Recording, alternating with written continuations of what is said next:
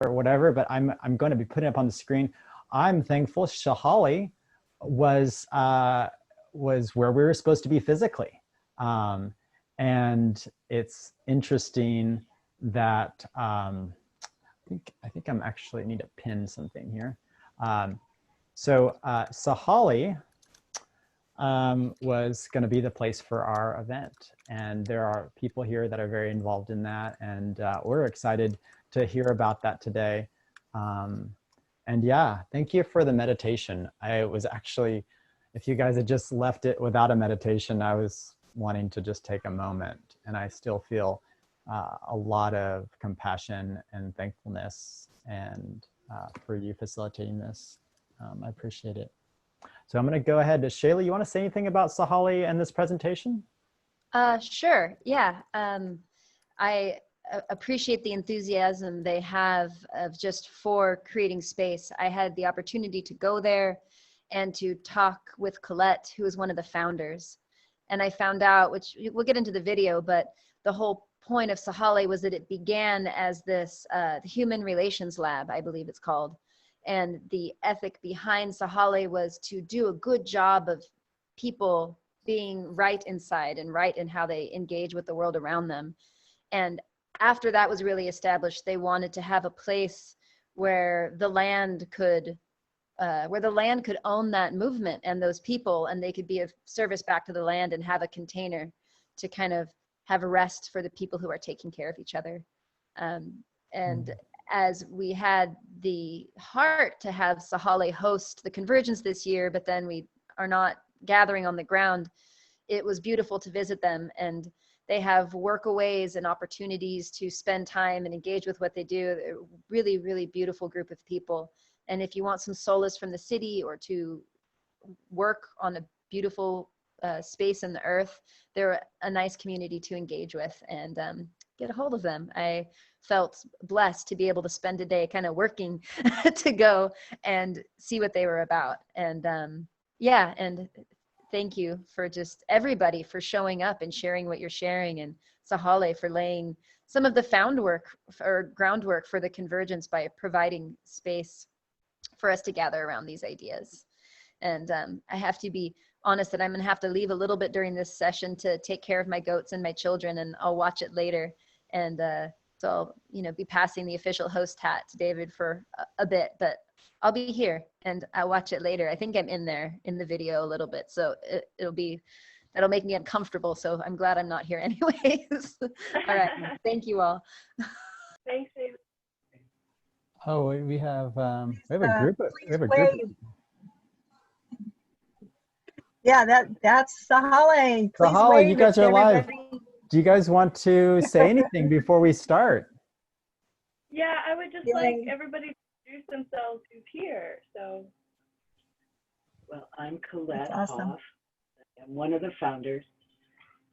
Elizabeth, I'm a member since '81. Kirsten, I lived out here since 2006, and I've been a member of the community for decades. Name's Pam. Been living here a year plus. Been a good enougher for a long time. My name is Dre, and I've participated with this group for over a decade and lived here for 3 years. My name is Mike. I've lived out here at Sahale for since 2008, and I've been active in the goodenough community since at least 10 years before. My name is Joshua. I've been here off and on for about 5 years. and my name is Marley. And I've been here for 2 years. And I originally came because of an event that was being held here. And I'd like to shout out to our resident who is not living with us, Julie Wolf. Can you say where you are? Sure. Sure. Thank you. I'm so glad we started this way. I'm so glad so many of you are watching. I had no idea. This is perfect. This is Julie, and I'm sort of, how would you say, an extended Sahale. I live 6 miles away, and I'm so happy to have found them a couple of years ago, thanks to the Northwest Permaculture Convergence. So yeah, I helped organize this presentation with Marley and Dre and Colette and Shaylee, and I hope you enjoy it. Thank you so much, everybody at Sahale. I love you so much, and everybody at the Northwest Permaculture Convergence too. I love you. That's awesome. I'm actually super disappointed we're not there physically, because I was looking forward to doing some sort of earthworks project with you guys.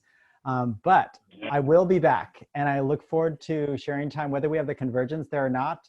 I'd love to come back, and anytime I start, I've already looked at your land from a distance. Anytime I look at it, I like to continue my work. So I look forward next time I'm in the area to come by and just take a look at how we can make water flow better on your place. Thanks. Okay. And any friend of Julie is a friend of mine. So you guys, I hear so much about you, and I look forward to, community is more important than water flow. And so I look forward to maybe sharing a meal with you David, guys sometime. and Marley, I hope you don't mind, but let's hear from Irene and Bruce, or if there's anybody else on their own Zoom, I would love that. They're from Sahale too.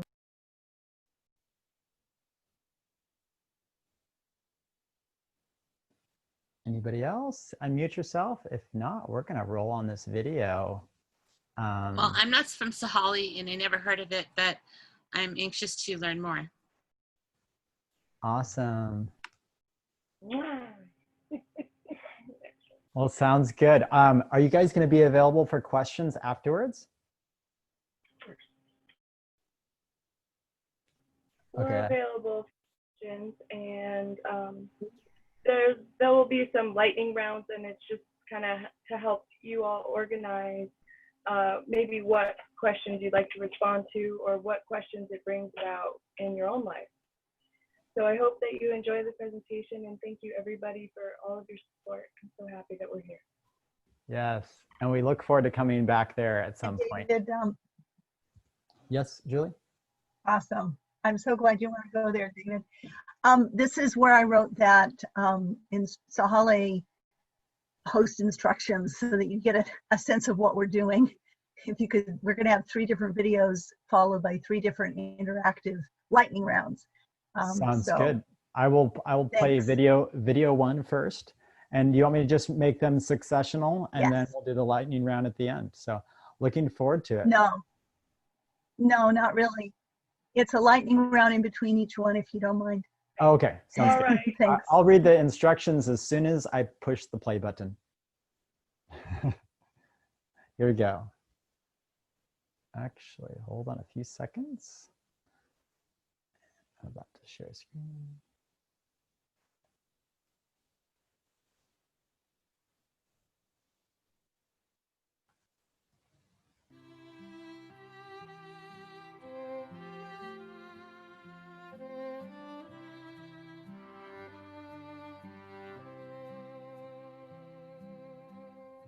Walk this land and be silent,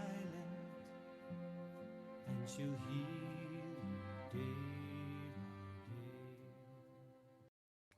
We shall be known by the company we keep, by the ones who circle round to tend these fires. We shall be known by the ones who sow and reap the seeds of change alive from deep within the earth.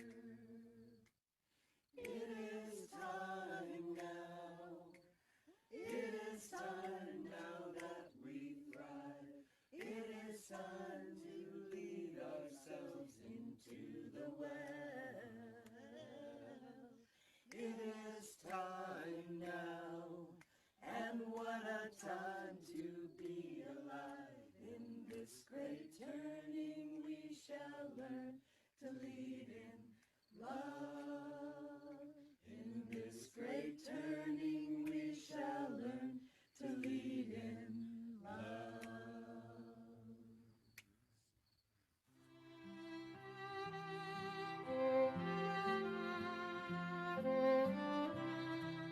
Welcome to Sahale. Today we are here with Shaylee from the Northwest Permaculture Convergence and Colette Hoff from the Goodenough community. Thank you, Marley. Yeah.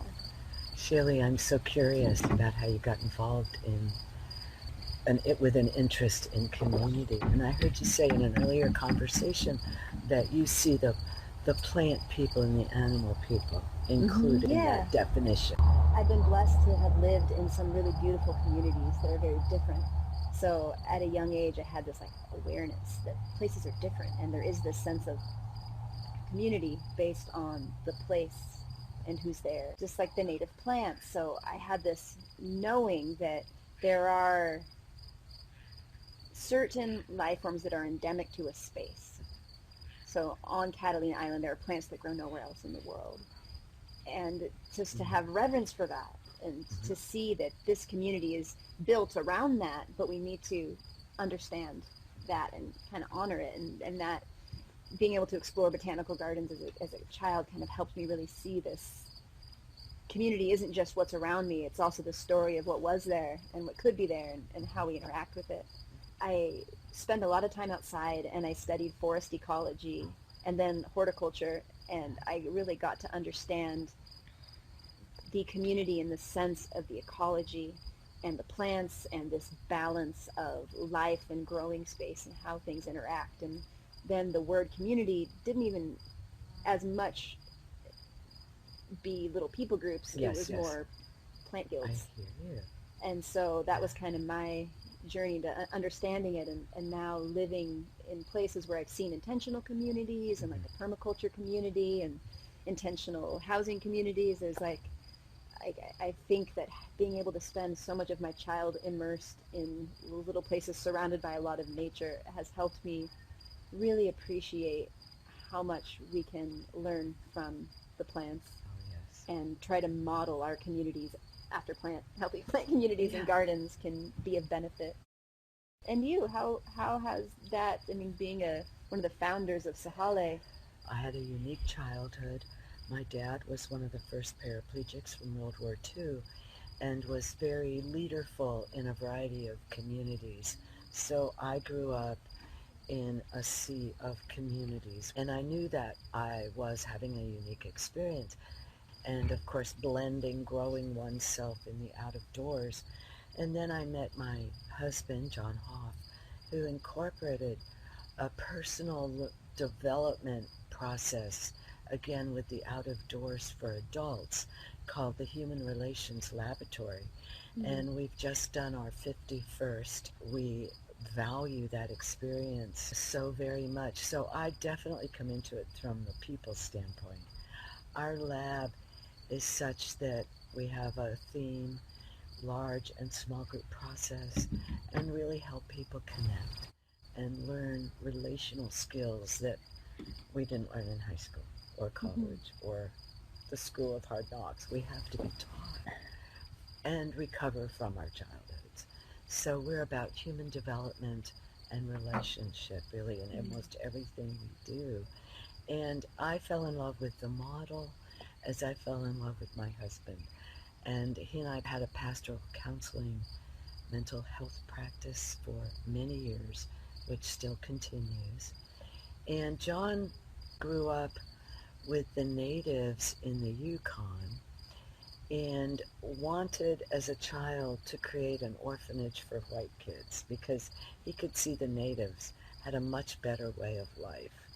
And so just 6 months after we married in 1980, we established the Goodenough community and knew that it was a supportive environment for the growth that people had at various learning experiences. So typically you'd go away for the weekend, have an experience, and then it would fade. So our intention was to keep that work, that desire to develop oneself always present in a variety of ways through a school that we did for 10 years called the Private School for Human Development, a men's culture, a women's culture, because we believe men and women need to grow separately as well as together. So we have a couples culture, and a third age culture for those issues of aging, as well as a family culture. In addition to a church, we call convocation a church and ministry. So it's a part of life. I think because of my background and my dad's situation, I learned about service, and so being of service to the greater good is who I am. I love watching what happens in intentional communities, shared resource, to be in the pandemic with 10 other people was a miracle for me. I'm an outgoing person, and I loved being connected with more than just myself. I think great value in community, and the intention that goes into it is as deep as I think the community is long-standing. We've had a covenant developed in 1984 that still is a guidance for us today, very practical. 9 or 10 tenets that guide what we do and help shape our development, because nobody comes in knowing this stuff. So we try to teach. And the first permaculture course was in 2004. A friend of mine introduced Michael Pilarski to us. And of course, he's an inherent communitarian. And I understood permaculture from just knowing we are all connected.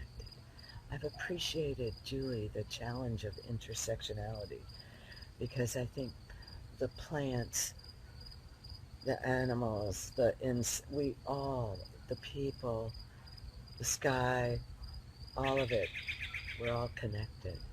And it's the answer to the other side of the other kind of definition of intersectionality, which is the racisms. So I'm really looking at the interconnections. When you speak of it with that intentional community, I think of your intentions in building, just creating all those systems to help people engage in healthy ways.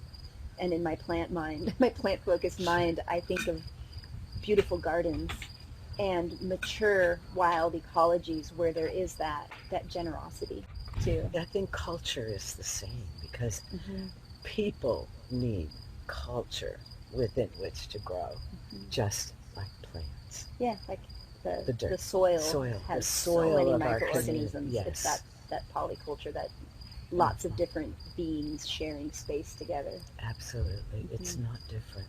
It is all the same. And connected to the spirit realm, I think we become the eco village that I feel we are, with a governance and a way of life, a sense of spirit, and a sense of caring for the people as well. Something I really value about permaculture is that at its heart there's those ethics of caring for people, caring for the land, and sharing. And it's that heart of generosity and service, and then there's all these design principles of how can you manifest that in the land by capturing and storing energy, by accepting feedback, by self-regulating. There's all these design tools that we can articulate and almost make a science around this heart that is in alignment with a lot of spiritual principles. I appreciated at the first Permaculture Convergence that was here in 2008, seeing the founders, the foundation of the permaculture community, with those folks that put their hard labor and experiments into their teaching. And that was just a marvelous experience, because I felt the relationships present that I believe make community, to allow us to work the land in appropriate ways. So I felt very gifted. And in 2009, again, we had a horde of people and realized Sahale might be a little small for a convergence, and just so value that much diverse energy with perspectives on our land. And so I know that I don't see it as two communities. I do see it as all one, because the heart of any community is the nucleus of relationship that is present. I hear so many people saying, well, I got the land, but I couldn't find the people. And in our history, we worked all of our relationships a great deal, dealing with money, dealing with lots of hard issues before we even glanced at land. Mm-hmm. Because John knew that we would need to be very solid before we faced all the issues that come with land ownership and land management and learning and learning and learning and observing and observing and observing and making mistakes and learning and celebrating and harvesting and all the rest of it. Yeah, that people piece is so important. And in hearing you speak, I'm thinking about, we decided the theme for this year before everything got crazy. Oh, yes. And we decided to make it cultivate community, to try to dig in together how those three principles of caring and sharing of the earth and caring for people, how that interplays into creating healthy community, plant community, people community. Sure. And I'm thinking, when you're talking about people being on this land, that value of iterative design, where we have these spaces and you have all of your human relations lab and documenting that process and seeing what works to create these ecologies and spaces where people can interact and feel valued. And I love what we're doing this today, meeting here with other people from Mason County coming, because our heart over in a couple weeks during the convergence is that there will be little gatherings like this, where right now in our northwest kind of peninsula space, we are growing relationship and community and being able to kind of go deep in these small groups. Yes. And it's just exciting and a blessing to be like, look, we're doing it. Yes. Because that's the vision, is that instead of having this, only having those big kind of overwhelming events at one spot, what if we encourage more of this, of where there's little pockets of people that get together? And so that's part of like our intention with this convergence, is that there'll be 5 people, 2 people, whatever, that come and log in, and then they're learning together, and we're all asking these questions of, what does people care look like in the world and on my farm, and how can we share more? What ways can we thrive so that we can give? Yes, and that's wonderful. Yeah, it's really... We'll be happy to host after the pandemic. Well, and another thing, a few years ago we had it felt like a rough convergence, so I decided to host a camp out on the farm where I live, and like 15 people were there, and we had this open template where everyone got there, and we put post-it notes of what we had to offer, and we all talked about it and decided what we wanted to do, and we built it, the schedule, and we did it. And it was beautiful. And like, I'll share that template with anybody, and I encourage, like, let's do that here and here. I love that idea. Because the presence of that energy and that intention, I know heals the land. We'll see how much time we have.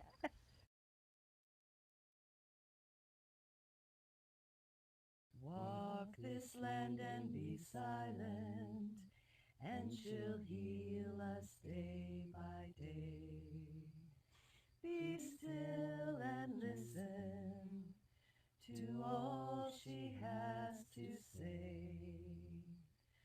Go slow and gentle, you will know the way. Walk this land and be silent, and she'll heal us day by day.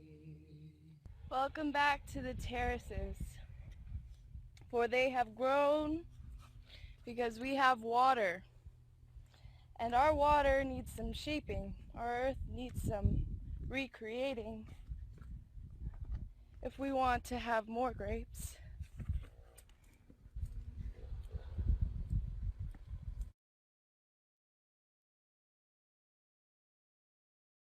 And more squash. The plums are fruiting. The blueberries are healthy. These were 2 permaculture convergence projects that were done here at Sahale. And it's a heavy weight to carry, to take care of all of these things. It's extremely beautiful to have these trees here and to have these blueberries there. And these trees need to be mulched, and we've mulched many of our trees here, and these trees need some support, and there's a lot here on the land, and these trees are definitely in my heart. We have some runoff from our terraces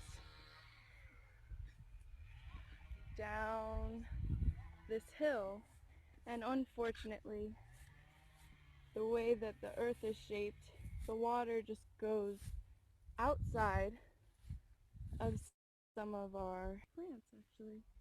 So these blueberries have been mulched and pruned and loved, and it's all an experiment. We haven't had any crop from these for a number of years, and I worked very hard to give them attention this year, and the morning glory is pretty fast.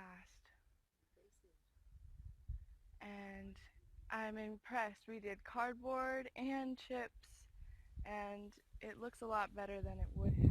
Our water is pretty low here in the summer, and so to water all of our lawns and to keep this area watered is actually really challenging. It's in a farther zone from where I live, and we have some fencing needs. Mainly this upper campus is really neglected in the fence area, and so deers get in and they eat my beans, and they get in and they eat people's roses, and we spray peppermint oil, and I've experimented with more fishing line here for keeping the birds out. So here's one of the places that the water comes down. It's this natural path here. And then we have the fortune of having another blueberry patch that we did mulch this spring with cardboard and wood chips. That's so funny. There's the morning glory, everyone. It's right there. Bindweed. Thank you, Julie. So look at this, folks. The way that this water runs off from the terraces, we have made a hugelkultur where the grapes are, so that the channel of water from the terrace runoff goes to all of the plants in a trench, and then the grapes are on the hugelkultur. And we're experiencing how wonderful that is, because they're ripe and doing well, and how can we do that in all of our gardens up there? And also following the water path down here, it's very floody in this area come winter time. But in the summer, the water runs along this edge, along the blackberries, and alongside the garden here. You can see. This is really wet with the hugelkultur, but how come our blueberries are dying? So the water runs along here, and this is one of the patches that was done on a hugelkultur. So this is our bluegelkultur, and that is our blueberry patch over there, the first one you saw. And so I just wanted to show everyone that this once was an entire hillside full of blueberries, and I believe more plum trees. That's what this community has done here at Sahale, and it breaks my heart that I'm unable to really see it flourish at this time, and I'm doing what I can.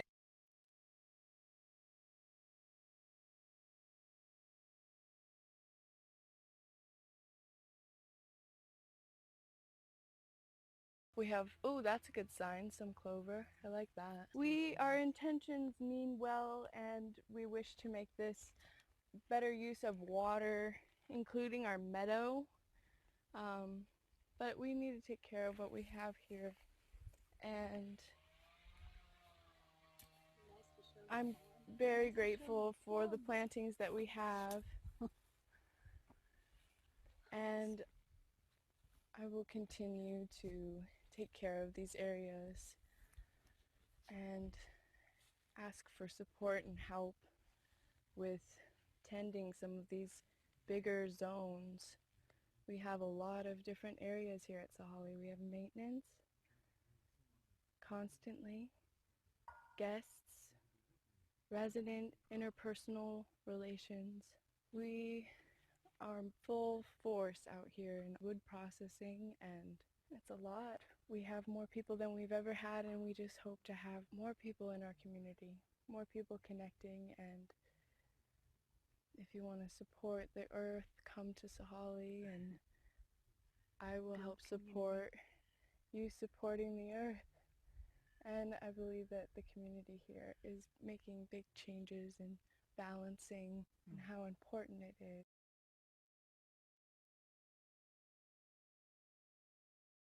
To be whole. This is Mindy, our kitty, and this is Matlock. Matlock from Matlock, Washington. Thank you for all of your support, and thank you for sharing who you are.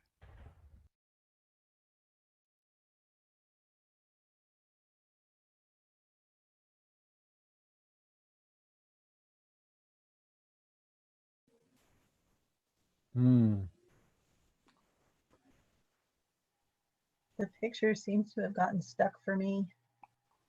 My picture? Yeah, but it might be my side. I think it's your side. I'm thankful. That was an amazing video. It gets me giddy, honestly, about getting up there and sharing time together. Yay, that's what I was hoping, David. That's what the intention was. Yeah, hopefully me and a bunch of other awesome students can show up and look and see how we can spread soak and store water and positive energy there too. I'd love to come up there and play in your fields. Great. Yay, Gray. So I'll I don't throw know. you some gas. Well, it might be an airplane flight, honestly, for me. Right, or a train ticket from Florida. So we have a member of the community who's just joined us. Irene, can you just, introduce yourself real quick?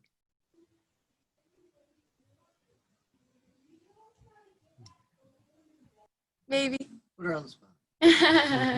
Good try, Marley. Did the lightning All right, round maybe next time. slide show? Because I don't. Well, we got what we needed. Let's move on to the next video. Thank you. Oh, well, I wanted to do my only lightning round. Oh well. Oh, let's do it. Let's do it. Are there questions? And the lightning round was, we'd like to ask you guys, everybody here. I was thinking of David because I've seen what he can do with earthworks, but as far as earthworks, what can be done when you've got terraces? Hopefully you could see it in the video. There were beautiful man-made walls to create these terraces on which there are some gardens, which many of us over the years have tended. I've taken care of, to the left of the stairs, a couple of terraces for 2 years, and Marley and a bunch of workaways and everybody helped with what we're calling the heritage garden on the other side, the main garden. But anyways, there's these terrace walls and the water flows. It's beautiful from the very top upper canvas. There's these lawns and there's this water flow, and it comes through the lawn in a beautiful stream with bridges and walkways. It goes down to the next terrace with beautiful walkways, and the next and the next, and then it crosses where she walked down the stairs. It goes underground, and then it needs attention. It just goes down this path, and it doesn't go into our blueberry bed. It doesn't go to our plums. It doesn't go to the bluegill culture, the blueberry hoo-hoo culture that dries out during the summer and gets flooded during the winter. So Shaylee, are there any questions? Made some great suggestions, but yeah, I'd love to hear what anybody has to share for what kind of earthworks might work on the terraces. I definitely find it a joy to see what people have done before me, and or before us, really, all of us. And I'm excited. I was able to see that water flow, and it was really cool to walk through it. And so I'm excited to be part of that if it's symbiotic and playing with that. But yes, there's a lot we can do. The cool part about it is whoever designed that, and I'd love to hear the stories of the people who put that in and walking through those intentions and like honoring those, because they are people that are way wiser than me because they're observing. You guys have observed over time. So walking through and just taking up where you guys left off is a great thing. I love, I mean, I'm doing some work in an Italy project that has some terraces just like that. And it's so cool to see the intentions of people before us. And in Italy, it's like hundreds of years before us, but. Right. Well, if that's all, I'd like to move on to the next video because we have a lot to share. Awesome. Thanks so much for sharing. This is probably my most giddy moment this far. Let's see here. Good to hear. Screen share.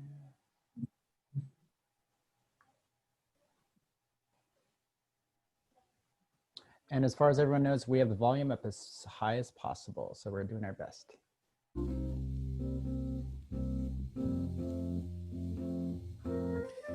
Hello, this is Mike D'Angaro. Welcome to my video of forestry management. You and I are going to start with the Beaver Chief Grove. There's our ritual circle. That's the only picture of Beaver Chief I can find. And these there was another one. Trees, but no one. They're over a century old. And the feet of the trees, which is right here, all these trees got their feet in the ground. These are pretty much all cedar trees. And they reach up to the sky because they're giants.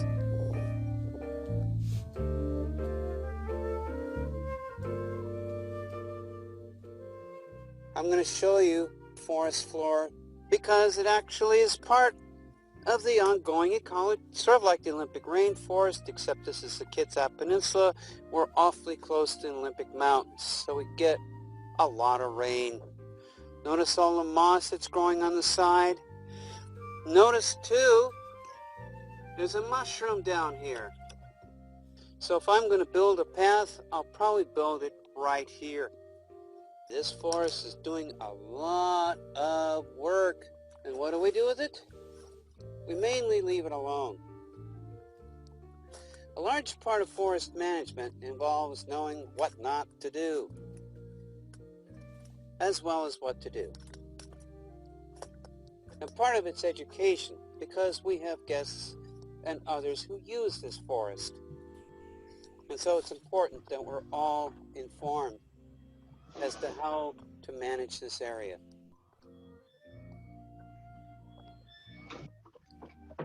There's a bluff right here, part of what the Tahuya River has cut through.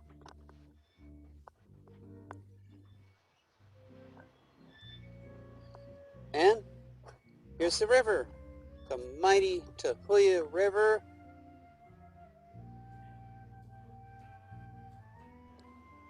This bank isn't being torn away because the river is being forced to go around the bend in a way that's tearing aside the other bank. But notice that more trees have fallen as it does that. It's a perfectly natural process, but probably one that's being speeded up by climate change.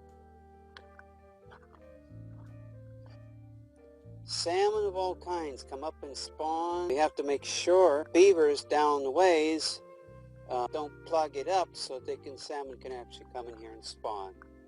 We manage this river along with the State of Washington Department of Fish and Wildlife Refuge.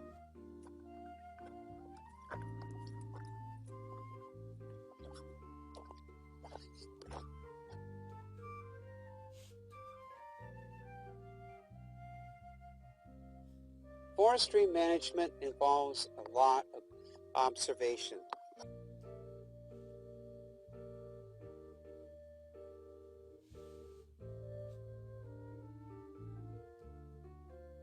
You'll notice there's a transition.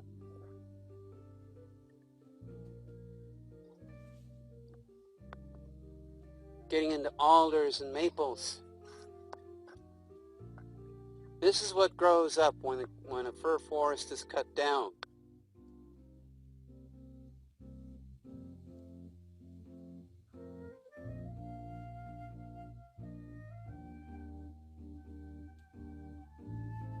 This area frequently floods in the wintertime. It can be swampy too. And there's fir trees. They're trying to make their way up. They will eventually replace this alder forest. And from forest, we transition into meadow.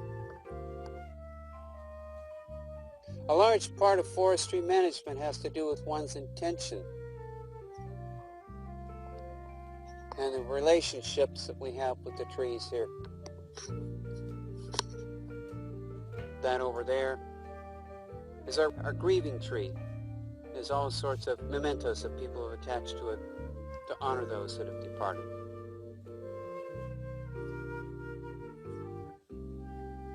This is what brings out the Henry David Thoreau in me. Get a nice reflection of the water here. All of this is managed by us. And of course there's woods and forest up on the hillside there as well.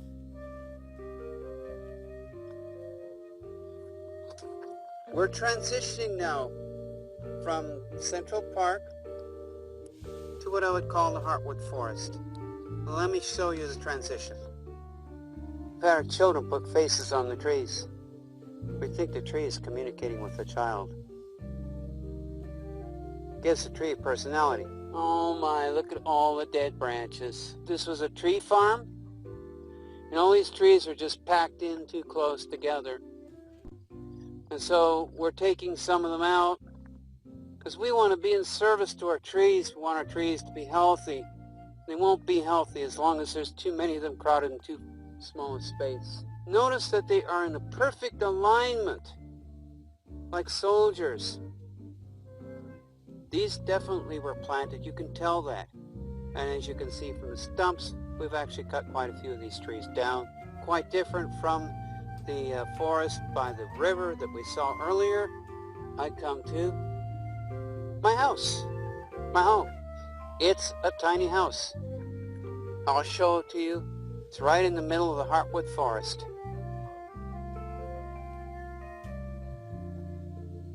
There's the children's playhouse. We're working on that. And in the distance there's a yurt. As my neighbors would say, it's great living in the woods. And the best part about it is you can look up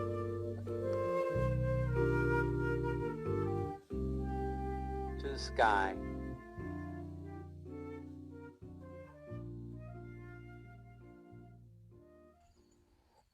Hi everyone, we're with Kirsten today. Kirsten's going to be talking to us about food forest. Hi, so we're here in what looks like a pretty unfriendly to plants territory back here. And the story is that when we acquired this particular part of property on Sahale, this was a lawn. There were lawns around this house, so they grass seed, weeding, weed prevention, you know, the types of things that you put in lawns. When you want to have a perfect green lawn, you want to water it and mow it and everything. And I kind of did that for a couple of years and I was like, this is crazy. I'm not doing it. So what you see is basically a lawn that has not been watered and has not been fed anything for a while. It needs to be turned into something else. So I am a beginner learning about food forests. But we decided this would be a good place to, it's a perfect sun bowl, so it would be a perfect place to plant some fruit trees, some nut trees, and all the layers of a food forest, which I'm sure everyone in this Permaculture Convergence knows about food forests, but quickly we do the heights. For us, this canopy will just be the low canopy of 20-foot high fruit trees and nut trees, and then building into some shrubs below that, elderberries, raspberries, and then we're putting in some fruiting currants And basically we'll begin to fill it out so that it has all the different layers of food producing and wildlife feeding, and all the way into the ground, which will then feed the ground and help transfer the ground into what is probably mostly river rock, because this is what used to be a river, and dry soil and grass weeds. So we will gradually, with our mulching, so over here, so we were gifted with some nut trees, and almond trees are interesting to grow in this climate, but we're going to try. So we were gifted with a couple of almond trees. There's another one over here, and a peach tree, and I planted a quince because I just really love quince. And we do the sheet mulching technique.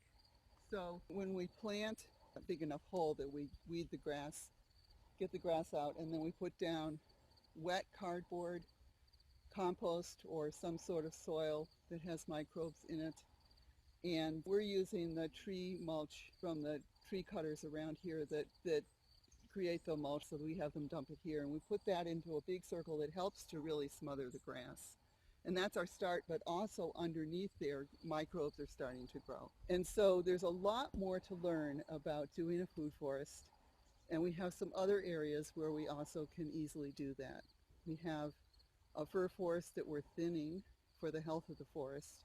And underneath those remaining firs, we can start to interplant with the different layers of food forest. So we're getting excited about it. It's a long-term project. It will be in its height long after I'm here, but it will be here for others.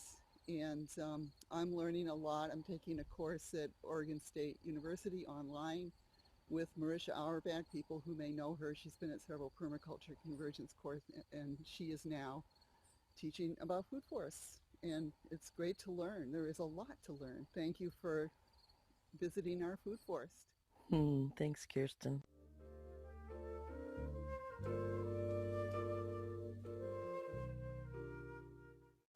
Hello, welcome to one of our garden stops here at Sahale.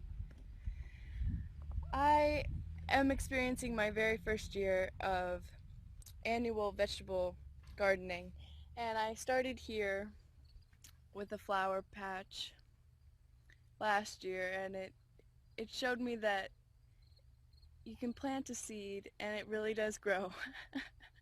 So it's all an experience. I did some research while it was raining here in Washington for a couple months about about companion planting, and about how if we plant a lot of diverse things, then the ecosystem around the plants is mutually beneficial to not only the insects and us, but the plants themselves. We've experimented with putting comfrey in front of the garden to block the grass from coming in. Part of the companion planting is having marigolds and nasturtiums, and also this is rosemary here, so we have flowers, herbs, and vegetables.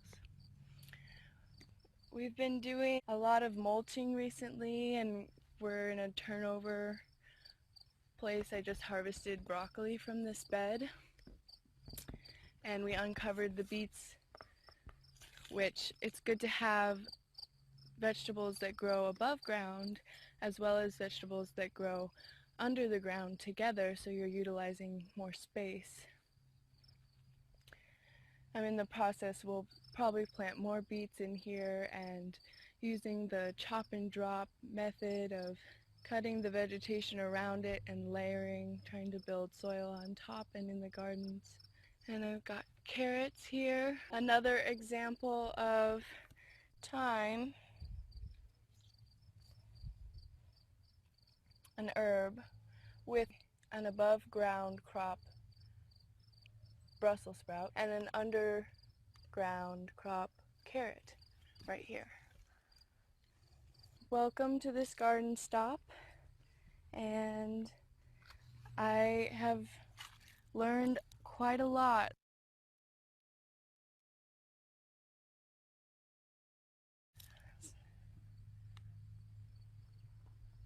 I've got raspberries over here, experimenting with keeping the birds out.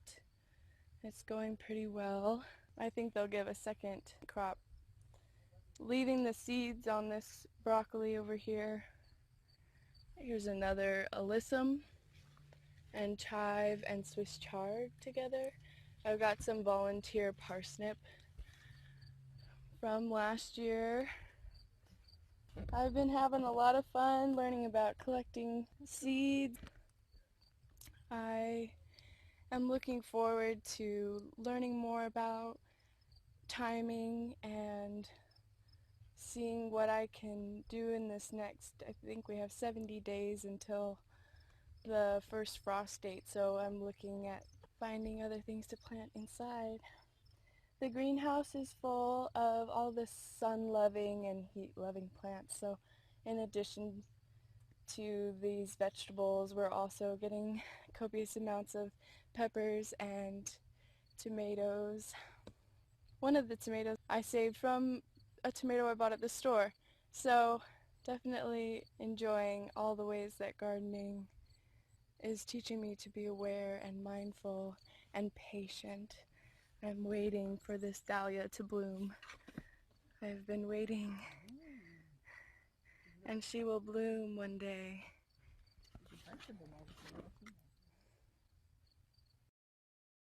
Thank you for visiting the garden.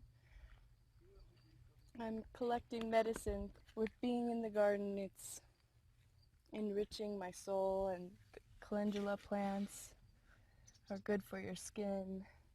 And the mullein flowers and the mullein leaves are good for your lungs and for all sorts of things, and it's a true blessing.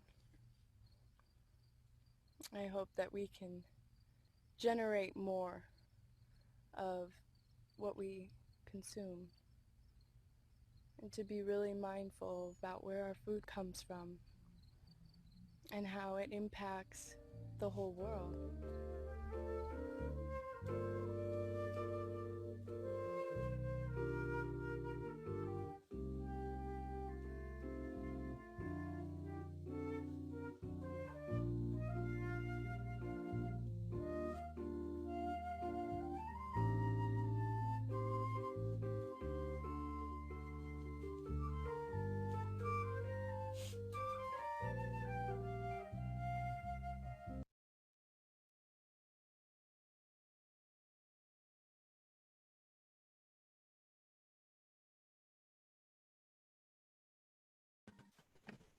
All right. Hello. That is exciting. Yeah, thank you for joining us in the tour of Sahale. And we have a couple questions about that before we go into the main purpose we're sharing with you is about soil regeneration. So we have some questions about if there's cutting and what times to cut certain natural species, and how can we start to really make a diverse, healthy forest.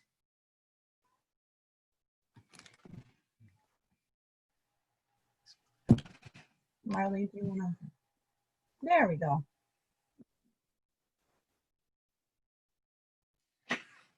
Did we hear any of that? Totally. Yeah, we heard it. We just didn't see you for a while. Anybody want to unmute and share their thoughts?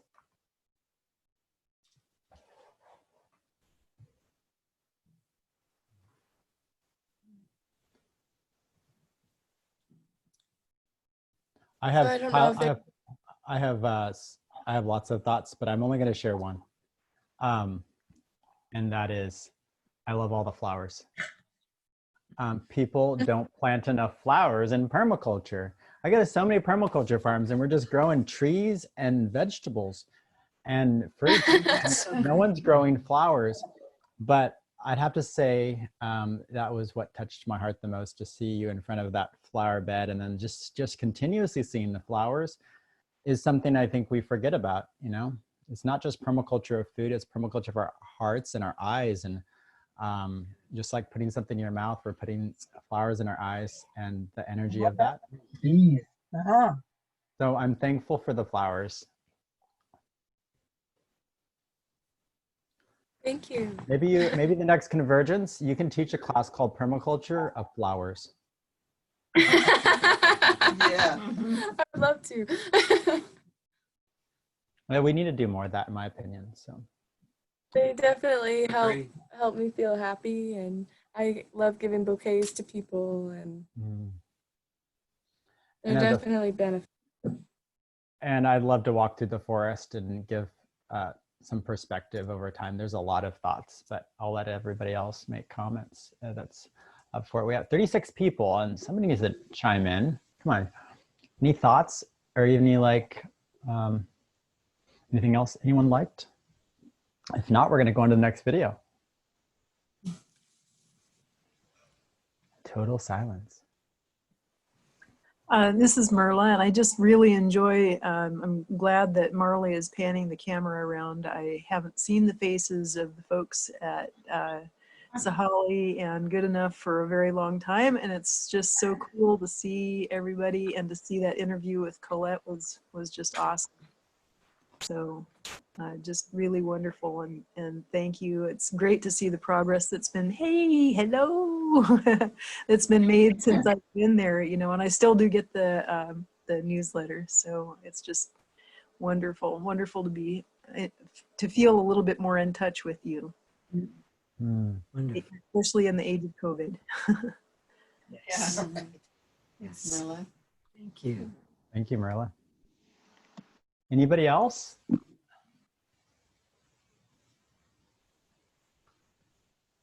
I'll add just one comment about the forest. I really appreciated the comment about just the main purpose in forestry is stopping and enjoying, and you all saying that the education was important.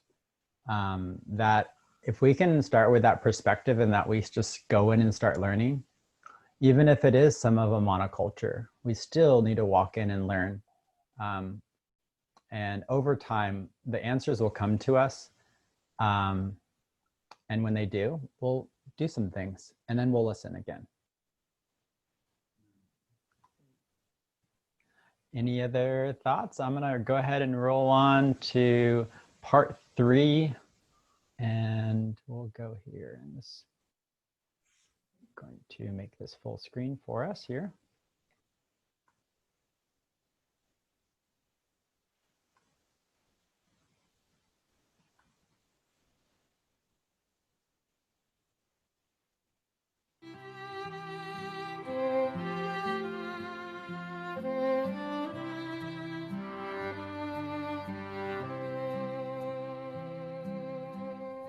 Walk this land and be silent, and she'll hear. Hello everybody, we're here with Marley today. She's going to let us know something new that's happening at Sahale. Marley, what are you up to?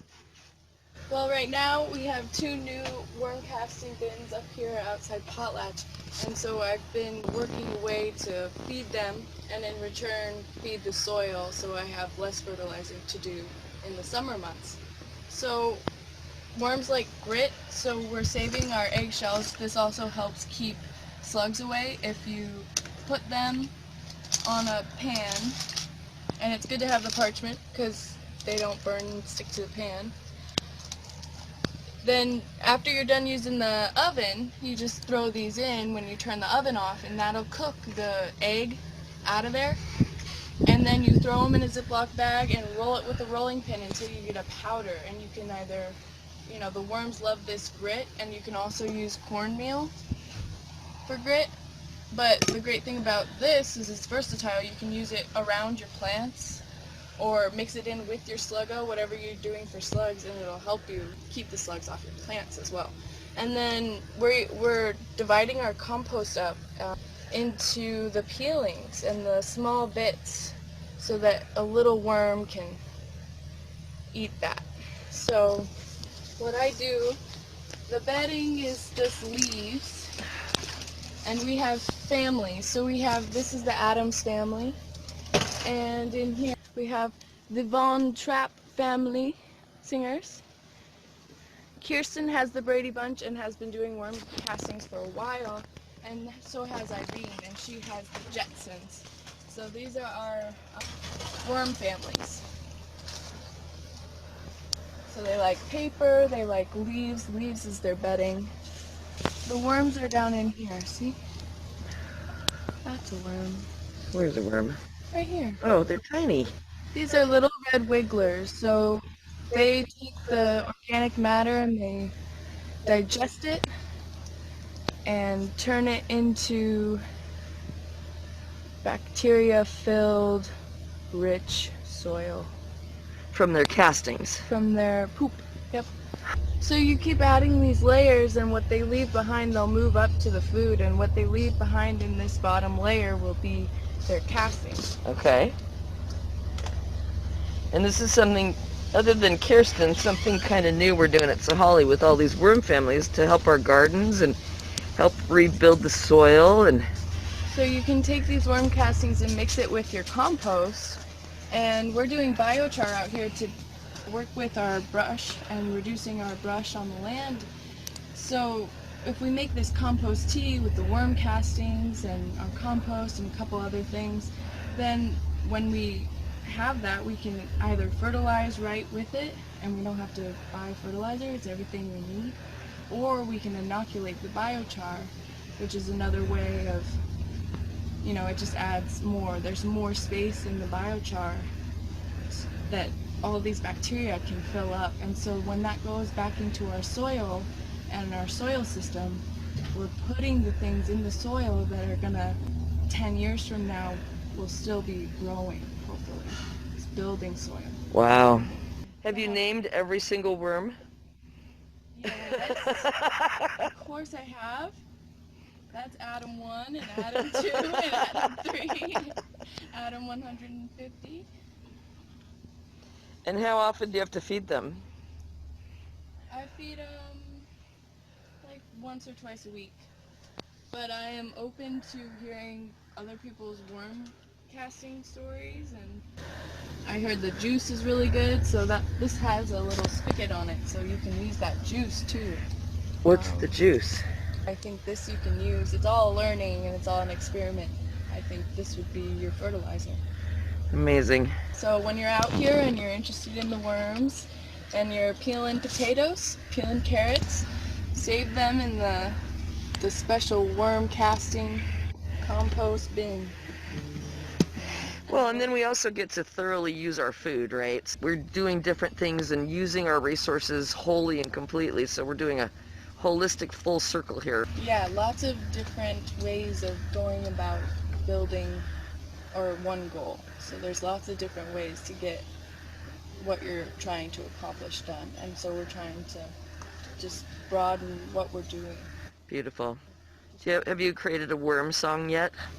Worms, worms, worms, eat your friend. You probably do sing to the worms because that's just who you are. All right. Well, thank you, and I hope maybe you're inspired to try your own red wigglers and build soil with me. I love you. Thank you. Collecting eggshells, everyone. Keep your eggshells. Bye-bye. Bye.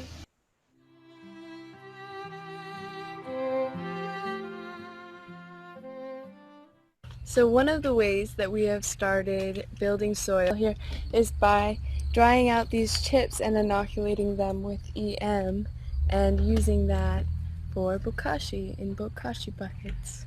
Hello, buongiorno from Sahale. Today we're going to learn about Italian food, how to make bokashi. Bokashi is not for humans.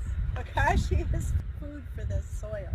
For the soil! Yay, for the soil! For the soil!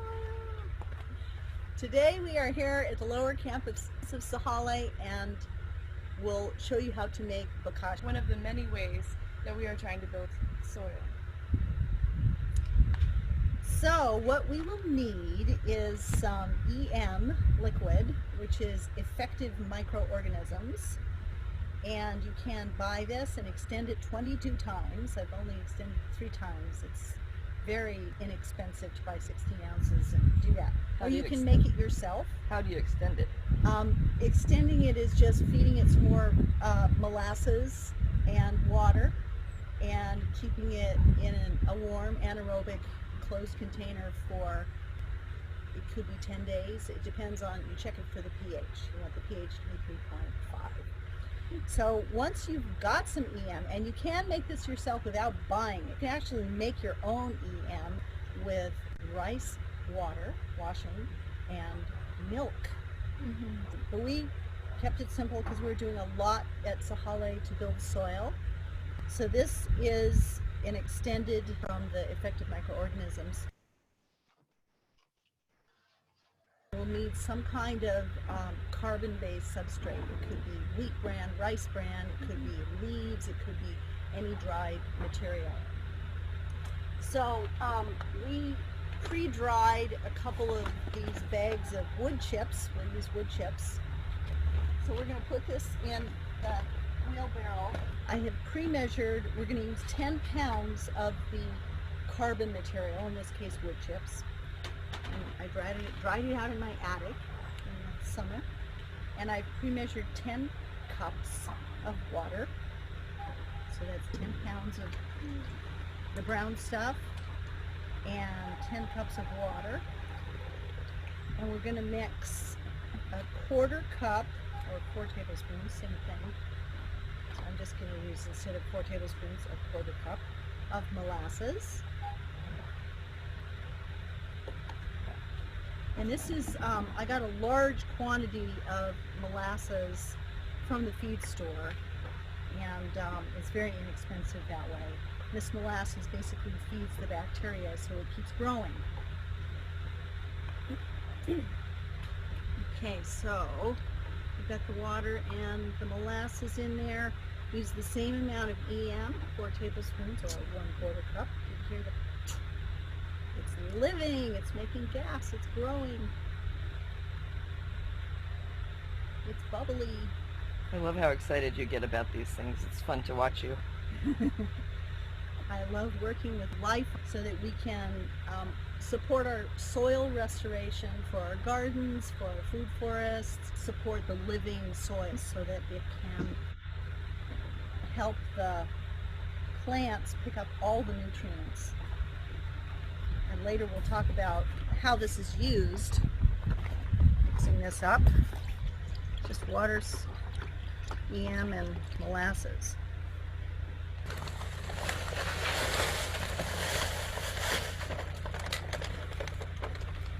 So we're pouring this in here, mix it up, and so we want to mix this up until when you squeeze it, not very much comes out, and it sort of holds together in a ball, sort of. All of this is...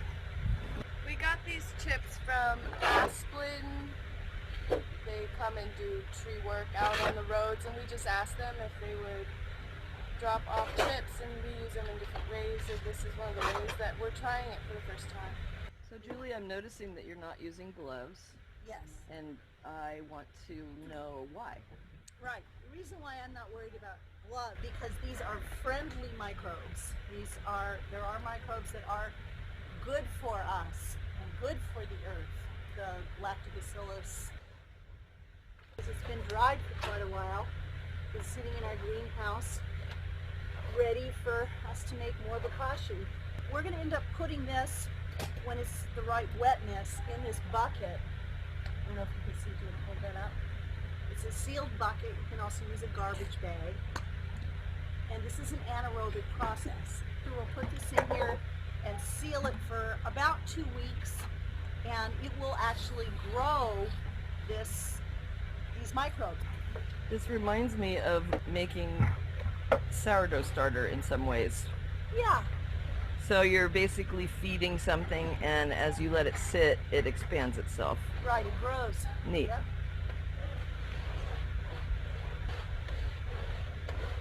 So how this is used is we're going to take our food waste, and you can also take weeds from the garden, or trimmings from the garden, plant trimmings, any kind of living material, typically food waste, which is what we have available if you're living in a city.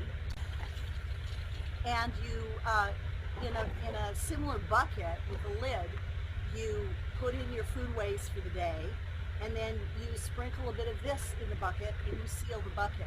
When the bucket is filled, date it, and in 2 weeks, at least 2 weeks, you see that the microbes have been fed once again by all the food waste and weeds and things like that. Wow. And so you actually see this beautiful, and you see this on this too sometimes, this white stuff. Yes, that's sort of holding together. That's it. And it's okay to push it down. This is true of the food waste also. Creating an anaerobic process. You're fermenting the food waste with these microorganisms instead of with letting it decompose with heat. You're fermenting the food waste actually. You're actually creating fermented food. So once all that process is done, how do you use it in the garden How then? do you use it, the fermented Yes. food waste in the garden is you can, in your new gardens, you can actually dig holes and bury it. You just have to wait 2 weeks again. So there's like 2 weeks to fill the bucket, 2 weeks to leave it in the bucket, the food waste, with, you know, layering this stuff, Spakashi, between the food waste, and then put it in the ground with the soil and wait 2 weeks. And you can also do that in planters, attracting worms into the bottom of your planters when they put this in there. Lots of worms. So I'm excited about that because worms are great for building soil also. And castings and such. What do you do for existing gardens? Do you use this throughout the growing season? You can use it as mulch. You can use it around your plants, digging little holes around your plants. And you can also feed it to worms if you have worm castings. They love the fermented food waste. They love the microbes. It's really easy for them to eat them up. And then you have this other microbes going on in the worms, the worm castings. You can put it in compost, true. That's right. So you can actually put it in compost. I wouldn't wait until late winter or early spring to start. I would do it now and just keep accumulating the food waste, fermenting it, and putting it in a compost pile or in places where you're going to have a garden, and just start with 2 people in a household. It takes us about 2 weeks, sometimes more, to fill up a bokashi bucket. Julie and her partner Gus were so kind to take our bucket and install a spigot on it. And I wanted to hear you talk about how the juice from this is really good, and I'm particularly interested in the juice for inoculating the biochar. Yeah, right. And how it's also fertilizer. Right, yeah. Wait 2 weeks, it can be more. Open it, and there's this white, beautiful white stuff, you know, you've got the right thing growing in there. And it has a really nice smell. We've got a little screen up here and something holding the screen up so that there can be a collection down here of we call leachate, and pour some of it out every once in a while. If you have really juicy food, then you could do it every day or every couple of days. I do it every week, sometimes every 10 days. And that leachate has the effective microorganisms in it. It can be used, I think a tablespoon of it per gallon as fertilizer. You know, you could do that at least once a week on any plants you have and just pour it onto the ground or spray it. You can spray it as much as once a day even. And that's really good for it to not get different diseases and to feed it.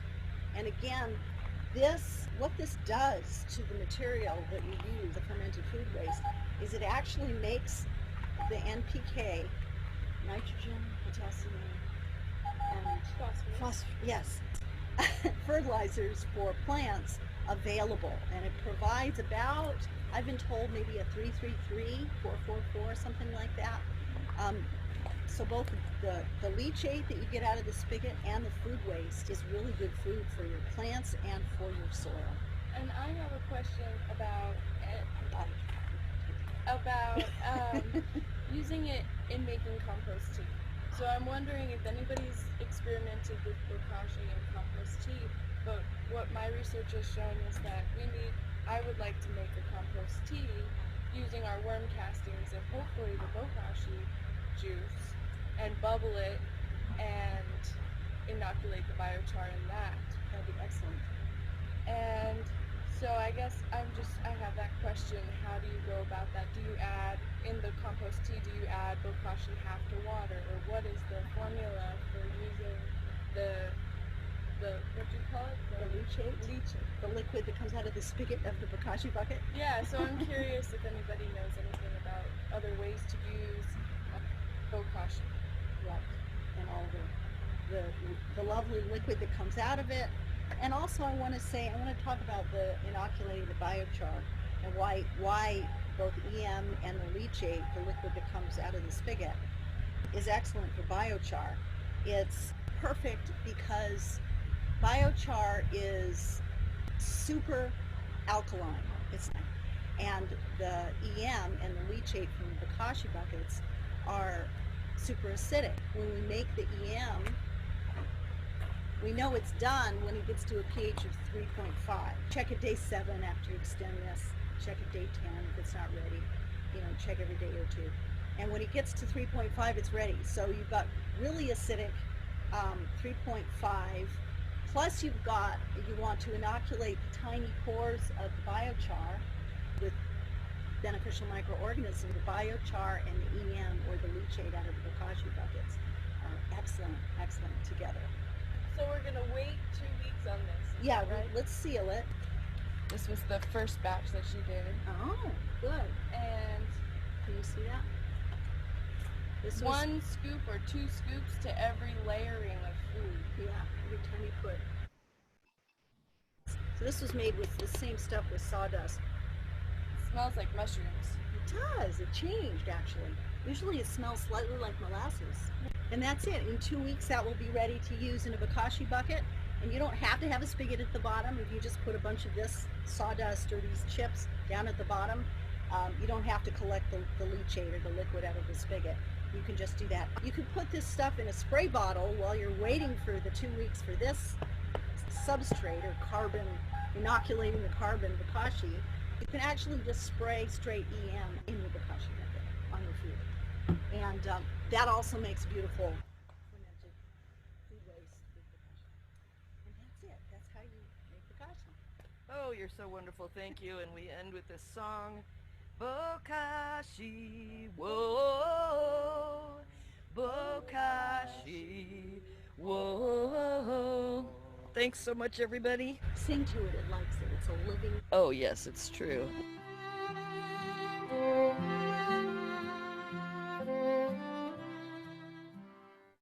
Hi, this is Dre, sitting at Sahale. Then we're going to talk to you a little bit about our new Biochar project. So you will see that we have Josh and Marley and Kirsten who birthed this idea. And the group is down here. We have over here Paul and Colette who are going through the pile of sticks and making them to size because they need to be a certain size to go into the biochar pit. Instead of doing big burn piles now, this is how we're getting rid of our trash, our waste, our plant waste. Yeah, this is something that apparently the indigenous peoples in Brazil, South America were doing. They found evidence that, many thousands of years ago they found actually archaeological evidence of these pits in the ground with the charcoal added to the soil.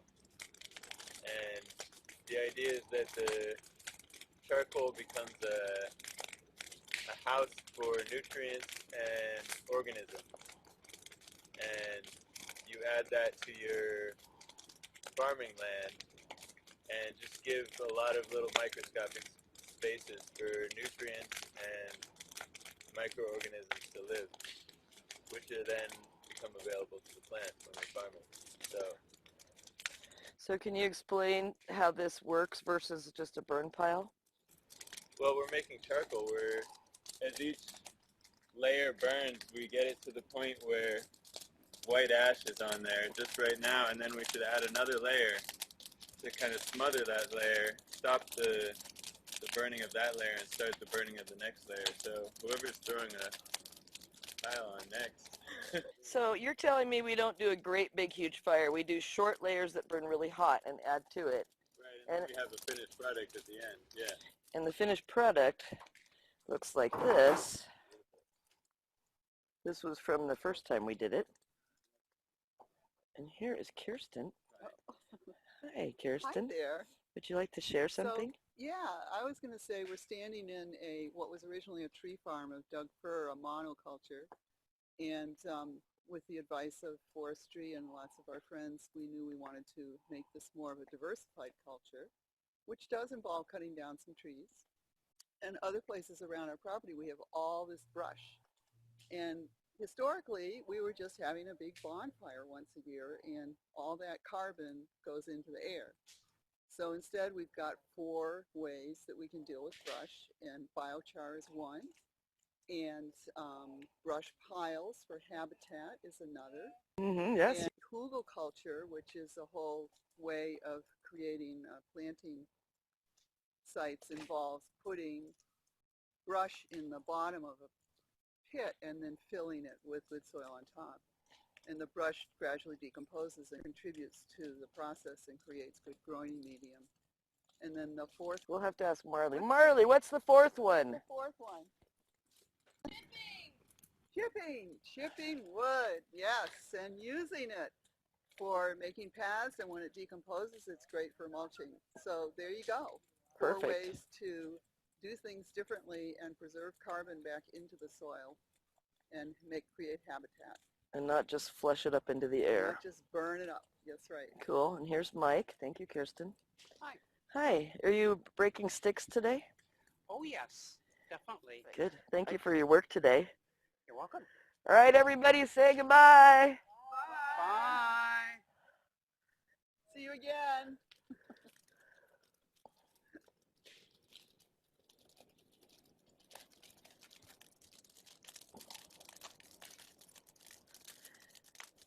Burning away everything that stands in the way of love.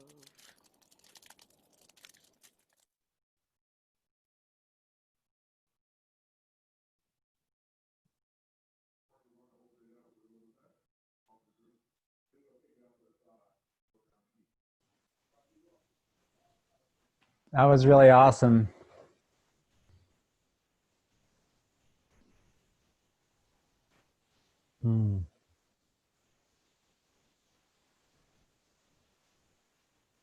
Do we have a lightning round before the slideshow, Marley? The final slideshow.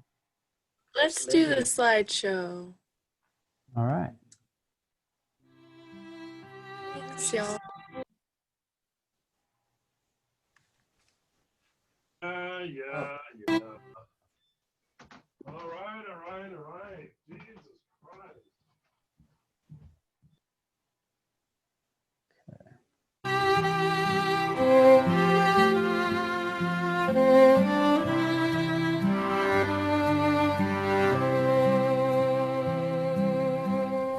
Walk this land and be silent, and she'll heal day by day.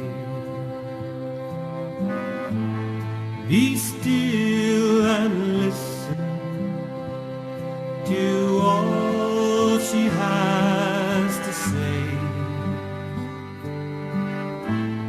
Though slow and gentle, you will know your way.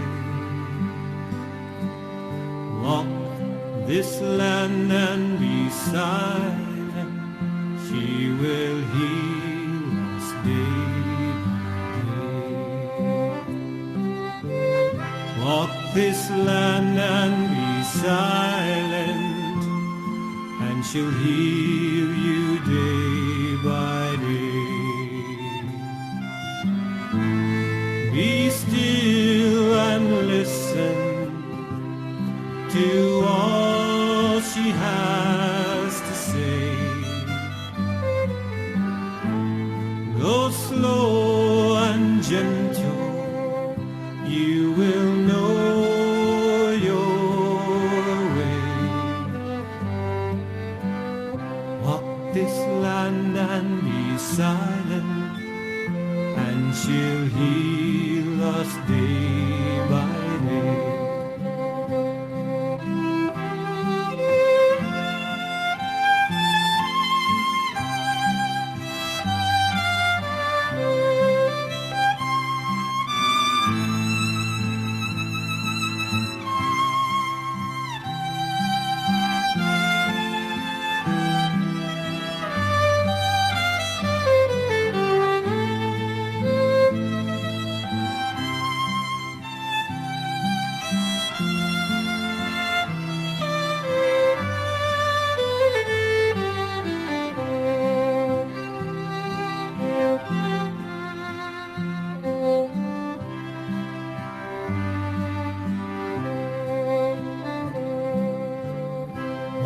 this land and be silent, and she'll heal day by day. Be still and listen to all she has to say.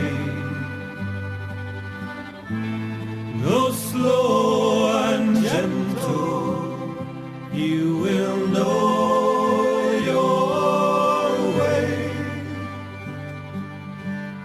Walk this land and be silent, and she'll heal us day by day. Walk this land and be silent, and she'll heal us day by day. Walk this land and be silent, and she'll heal us day by day.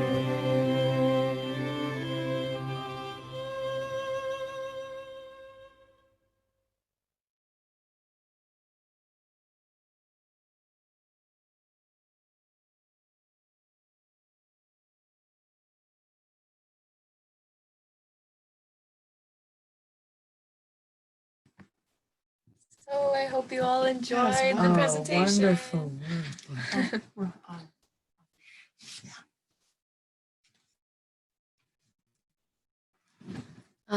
I think our tagline ended up being "The strength of permaculture relies on the strength of people culture." So beautiful. So when does our time actually end? If you want to do a lightning round. Yeah, I think we have dinner here, so we have some flexibility. And so, yeah, go ahead and ask any questions, and maybe we can take questions too.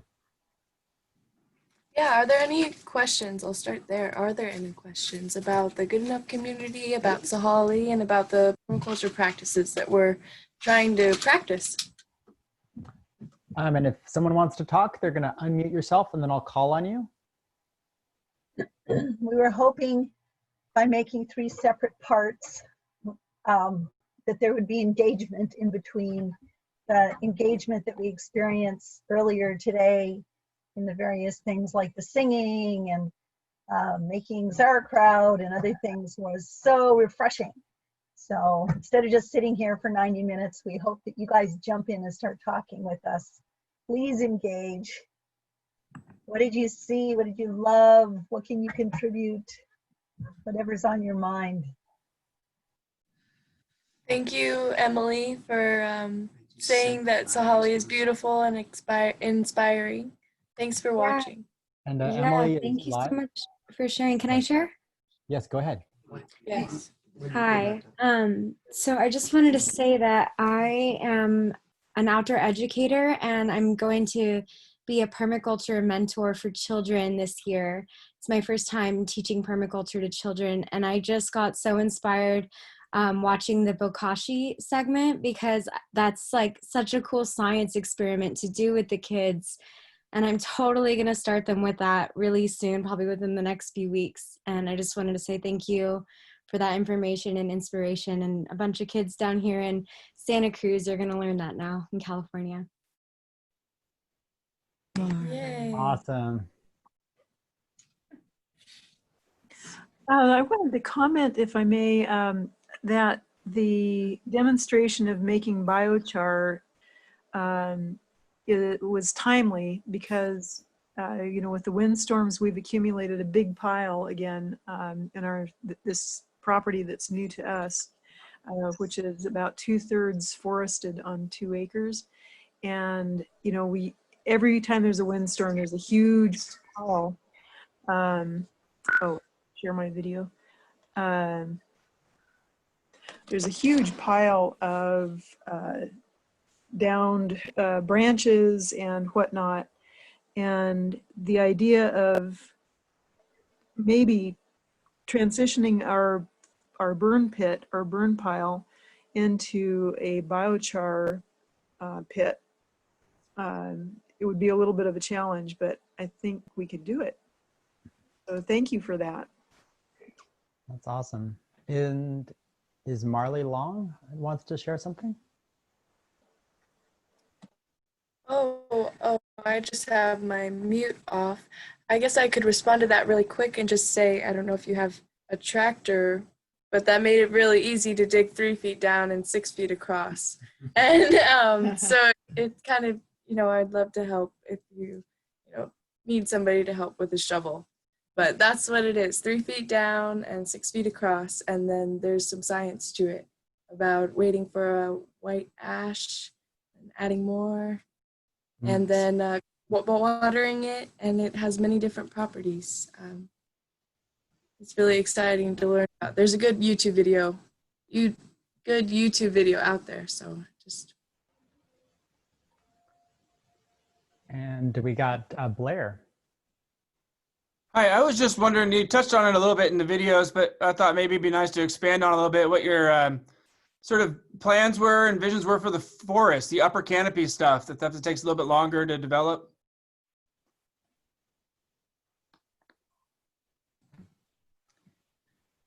I think you want to jump in? Is he talking about the food forest, the small one, or the fir forest? Are you talking about the monoculture fir forest? There was a couple sections. Yeah, there was the monoculture one that you looked like you were taking down some of them to space them out further. And then, I saw an area that looked like it was an old, like lawn or something that had some trees that were planted there. And so those look like ones that just take longer to develop. I don't know if that's the only sort of thing that's going to be growing there, or if you're just letting those develop, or where that's going to turn out, looking down the road. Well, one of the things that I'm discovering is that there is so much that's going to need to be done with that soil, if you call it soil. It's so rocky and been dried out for years, with just grass weeds. So as I'm learning about food forests, I know we need to plant some trees for canopy and then work around that. And also, I think simultaneously, we've got to do a lot of work on getting the microbes into the soil and getting the soil loosened up. I'm planting daikon radish right now, the 12-inch long ones as a starter, but other things like that we're looking at to just work with the soil. And what happens is, which I've discovered because I've planted in there, is we dig a hole, we amend the hole so there's soil, maybe, like 2 feet deep. We plant a tree and the tree grows great for about 3 years. And when its roots start getting past that nice amended part, it stops for about 3 years. It just sits there and gradually works its roots through all the rocks and all of that. So I'm looking for ways we could improve that and speed it up a little. So do you have ideas about canopy in a place like that? I'm just learning too. I just saw that looks like a nice place to develop food forests, and there's a lot of larger, whether it be walnut or, some of these larger trees that I've seen at various places. I didn't know if there's any visions for that kind of thing, or some of the nuts, some of the taller trees. On the east side of it are black walnuts.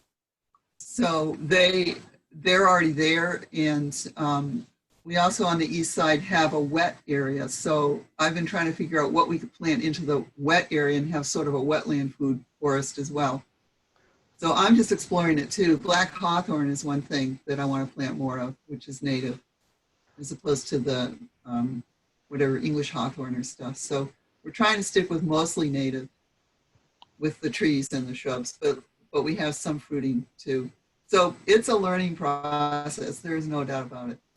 We are on 68 acres, and so a part of thinking and making the forest healthy is also thinking forward about what trees can we plant that will be firewood for future generations. And then what places are our campgrounds going to be, and how we want to kind of mimic the Olympic National Forest in that monoculture fir area, I believe, is like bringing in the Indian plum and bringing in all the native species that thrive here. We already have cedars popping up along the river. So I'm just humbled about observing and kind of seeing what is naturally happening and then trying to support that.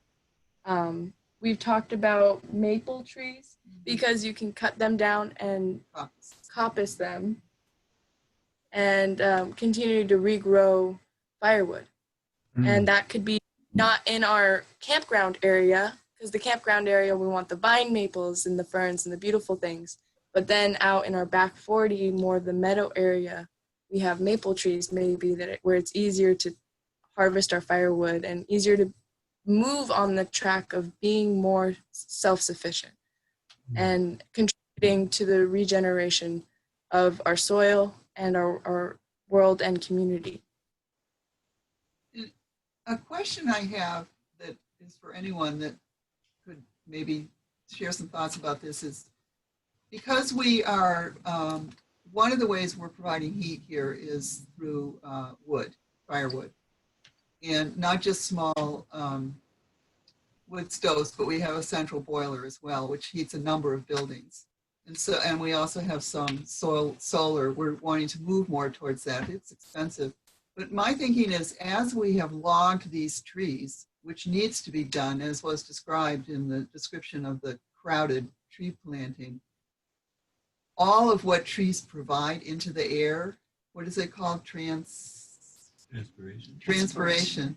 We're actually changing our climate by doing that logging. And is that significant? I mean, we do intend to replant in some areas, but is that a significant factor in our overall culture, bioculture, when we do that? And is it something we should even be concerned about? I'll jump on that really quick. I would say if we're talking about the short run and the long run. In the long run, we'll be mimicking. We'll be able to use a lot with the diversity of leaves, especially with a deciduous forest that's healthy, not just a coniferous forest, which you have now. You're going to have a lot more shade. You'll have a lot more surface area of leaves that are going to produce, and you'll also have deeply rooted trees. So in the long run, you're going to have a lot more of a moisture. We were even talking about that in small garden, the diversity of roots. You know, right now you just have a bunch of shallow root trees. So you're going to be able to permeate the moisture levels, and you're going to be regulating. So in the long run, you're just doing climate change a major service. On top of that, you're doing your fire protection a major service. I could go on for hours on all the reasons why it's a good idea, but I would say I wouldn't worry about that. I'd say there may be some effects in the short run, but we call that a disturbance. The planting of those in the beginning was a massive disturbance that has long time detrimental effects beyond just what you just mentioned. So yeah, I would say the benefit outweighs the cost by a long shot in the long run. And then the question regarding the canopy in the area that is drier, and you had just mentioned there's a wetter spot. So, you know, swales are designed to soak, store, and spread water.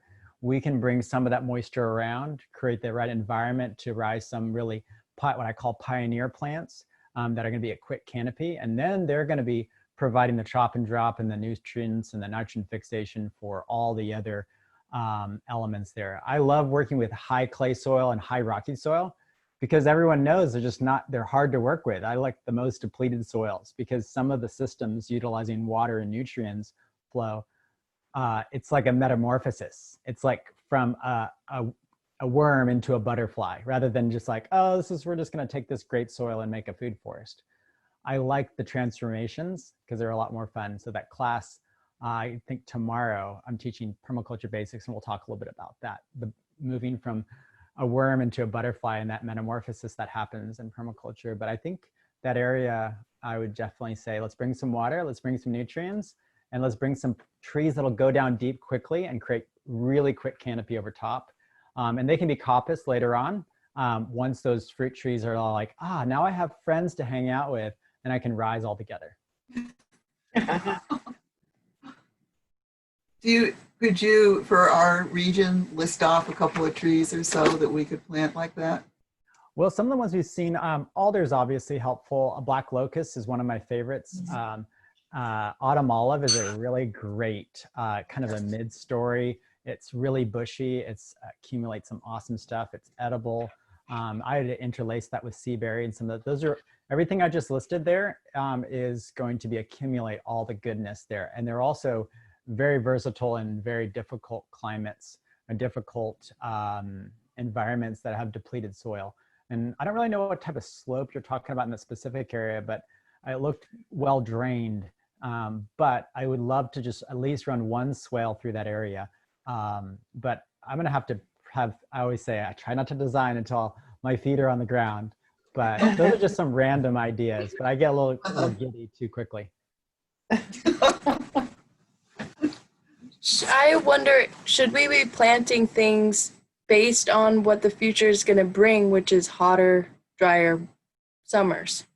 Totally. So birch, and I'm not sure about cottonwood, but that's a really big one. And we have cottonwood here, but birch, and Shaylee was suggesting a couple things. And now the cottonwoods are going to really thrive once you put a swale in. They're very codependent to needing water and establishment. So yeah, but they definitely are going to be a really nice softwood that's going to rise really quickly. Yeah, there's ins and outs of all those trees. But yeah, a proper application of trees and designing for climate change. Whether humans caused it all or not, climate's changing. And we are humans that are going to need to be harmonious in the days to come. And so the result is the same, and our job is still the same.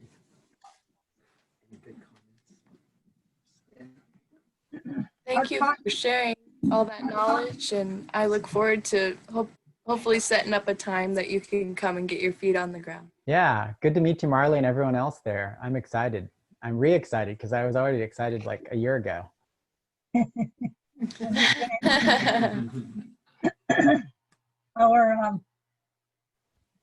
Our cottonwoods are ancient here. They're giants, as Mike says, about the cedars. I just cut down a 33-year-old cottonwood that's been here as long as I've been in here. I'm like, they're giants. I love the way you said that. And that's the only way I can get a garden, enough sun for a garden. But the cottonwoods, I guess I've seen baby cottonwoods, but they also do seem to grow near the water, and the ones you really see are ancient. They're huge. Yeah. My research farm had a lot of cottonwoods, and so they're one of my favorite trees. I like the way the wind blows in them because I grew up on the ocean, and the ocean waves crashing on the reefs in the Pacific Islands. And sometimes I'd go out in my research farm and just hear the rustling in the wind of the cottonwood leaves is one of my favorite things. I just close my eyes and imagine that it's waves crashing on the reef, and it's one of my favorite sounds in the valley of my research farm in Oklahoma. Can I make a cottonwood comment? Yeah. One thing I love about cottonwoods, and you may have already spoken to this, but they're kind of a brittle tree, and they'll often drop branches. Living near the Dungeness River where I do, and some of the other watersheds, you can find cottonwood branches that have been cast off in the storms and come down river, and you can collect them. Or if you have to cut one down for some reason, like you don't need a big dominant tree in your space and you want more garden, Julie, you might have, this time of year, especially in the winter, the cottonwood buds are one of the most amazing medicines. Has anyone spoken to that tonight? Did we talk about that? Yeah? No, go. I love this. Yeah, so it's what people in like ancient books, like in the Bible, it talks about the balm of Gilead being this peace. And what it is it's cottonwood buds. If you squeeze one in your fingers, it has this intoxicating fragrance that is a deep, deep, soothing anti-inflammatory. Some people think it smells like armpits. No, Pearl, don't be loud. But yeah, it's an amazingly wonderful smell, unless you're my daughter, apparently. But No, it's really great. It smells delicious. Thank you. He actually likes it. But it's a great smell. And one of the best ways to make cottonwood bud oil is to take the buds, pack them in a big jar like you would for sauerkraut, like half, 3/4 full of cottonwood buds, best in the winter when they're all full of the resins, and let it soak for a year in the cold and shake it sometime. And you'll have the most potent medicine that way. You can put it in a crock pot on low and extract the resins with heat. But the slow patient, cold and dark extraction is the most medicinal.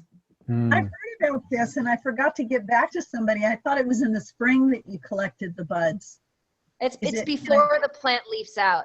The most potent time is after it's gone dormant and before it leaves out. Oh man, you just got me so excited, Shaylee. I had this experience in Oklahoma when there was a storm and all the cottonwoods just broke off all of their buds. And I just collected them, and I didn't know anything about the medicinal properties of it, but it was just magical for me to have a storm at just the right time. And that speaks to us really wanting to like observe, like she just said, they come down the river, you know, and say, oh, there was a storm, let's do this. And listening to the land, there's a mycologist that I really enjoy, and he talks about just listening and watching the storms and the different seasons and learning when the mushrooms are gonna rise. So yeah. Stopping and listening is so valuable. Thank you, Shaylee. And I think Shaylee's going to help host the evening. I think that's what's next on the schedule, is our evening adventures dinner. And I'm going to pull up the schedule because I don't even know what we put down there for that. Dinner and a movie. Okay, so yeah, you're doing a movie. Warm up your appetite. With you wanna welcome this, or you want me to? And you are, I think, muted. You're muted, Shaylee. Yeah, we don't hear you. Yeah. Is there any kind of closing comments or thoughts that the Sahale community would like before we transition into something else? Do we have anything else to share, folks? We want more help. Yeah. Thank you for your interest. Okay, good. Contact with us. Yeah, we'll We be have in contact. Website. Yeah, I'd love to come out somewhere too and just hang out, play music, talk plant, all those good things. You're a beautiful group of people, and it'll be fun to dream together. Yeah, maybe. You guys have a way of announcing your work parties, or do you host any work parties through the year? Yes. Yes. You could contact Marley and we'll put you on our mailing list. And it would be wonderful. Thank you. Cool. Yes. That's also something that I'm personally working on, is collecting people, local people who want to support each other on all their lands. So I'm building community, and Sahale's a big part of it. So you can contact me also. Well, maybe we could have a camp out there or something in the spring, just to kind of bring some energy there. I think Shaylee alluded to that at one point. So yeah, sure. I think we can have that would be discussion Yes. of like just coming and sharing some time, and maybe we can do some on-site listening and observing the land, and getting to know each other is the most important thing. Could somebody really say wonderful. something about the lead in the molasses issue that was brought up earlier today or yesterday? What's your question about that, Kathy? Oh, well, the lead in the molasses issue, somebody made a note about it in the comment, and nobody responded to it. So the molasses that they use, is it lead free, or how do they find out if it's lead free? I think we're gonna need do some more research on that. I put a note to do some research, and I'll pass that on to you guys maybe tomorrow. I have no idea. I use molasses for compost tea brewing and all kinds of other things all the time. So if there's lead in molasses, then we need to kind of, too much lead in molasses. We should be cautious of that. So Well, the other thing is for those people that don't have all the access to these wonderful makings, worm castings and all that, and there is a little book that was written like 30 years ago called Worms Eat My Garbage, by the way. That's the predecessor to this stuff. But you might remember that fungi.com, Paul Stamets up in Washington, sells the mycorrhizal activity for inoculating your garden. And the woman who started the Victory Gardens here, Charlotte Anthony, she started like 500 Victory Gardens in Eugene, and she put some of that inoculant on every one of the gardens. yeah, that's awesome stuff. Yeah, Charlotte was at the last Permaculture Convergence, and we got to meet her and hear about her successes, and it's super awesome. Yeah, there's also a great benefit. Soil bacteria is really important, but there's a lot of things. Uh-oh. You're muted, Shaylee. You muted yourself. Oh, that's what that meant. There's a lot of wonderful things we can do with the plants that are around us to make a good soil additive that are not very resource intensive. Like in the video we saw at Inspiration Farm, you can make a fertilizer out of horsetail that extracts the silica, which is good for your vegetables and can prevent powdery mildew. Fermenting comfrey is a really nutrient-rich fertilizer you can make out of comfrey, which grows like a weed all over the place. That's another thing I can harvest in the river because it's a little bit noxious here. So that's something you can make that you don't have to buy from anyone. You can probably find comfrey somewhere and get it established in your garden if you would like to, and just fermenting it for a couple of days. Comfrey has this really deep root that will dredge up all these minerals from the deep soil, and then it will come in the leaves and it becomes bioavailable when those leaves break down in your fermenty water, and then you can give it to other plants. That's so true. So We true. have time. Oh, if I remember, I was going to say. Yeah, Julie, is there something you wanted to say? There was. Oh, I'm glad Kathy mentioned Cheryl and Anthony, because one of the things I really hope to make a presentation to include in this, but I didn't have time, was my experience both in my Tahuya forest, which gets very little sun, starting a garden, and also in the terraces in Tahuya at Sahale. Cheryl and Anthony, I mean, I can talk about this later, but basically I wanted to have a chance to talk if it comes up later, or you can find me in Slack or Discord. She had me put down cardboard, mowed grass, and put mycorrhizae and EM, effective microorganisms, on my squash bed, and I got one squash. So the idea that it wouldn't have to be watered was not true. Well, between the slugs and the hot summer and the hot terraces. So I'm looking forward to, I have pictures. If I can do it as a backup, I can show you little pictures and we can talk about it if there's time. Yeah. There's no super cookie cutter for any perfect solution other than stopping and listening and observing.